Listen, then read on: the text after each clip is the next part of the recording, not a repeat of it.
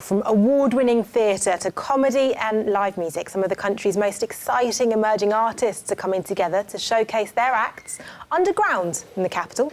Vault Festival returns to Waterloo tomorrow for what's described as its biggest and most diverse programme to date. The events director is Tim Wilson, who I'm very pleased to say joins us in the studio this evening. Hi Reya, how are you? Yes, very good, thank you.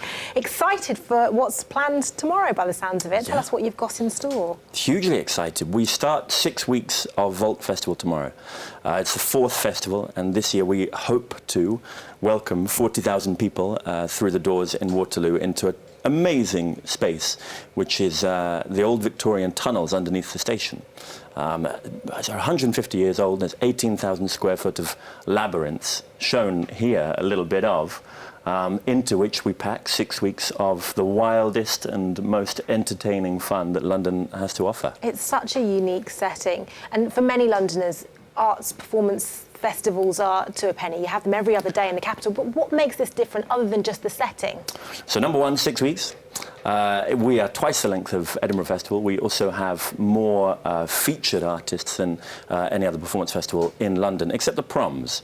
But yeah, we have our ambitions, and it's simply the quality of it as well.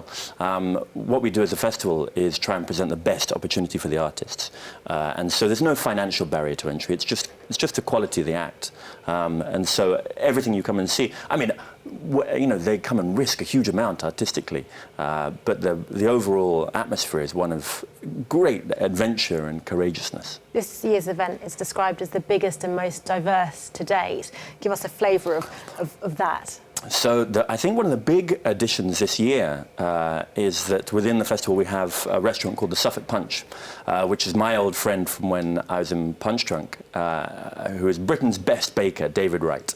And so he's going to be cooking up a storm with lots of produce from the Suffolk coast, with a bunch of sort of young food producers from the coast there. And this amazingly authentic restaurant that we're running for 6 weeks inside the festival is the real heart of the thing and fuels everyone's energy to keep exploring through the labyrinth.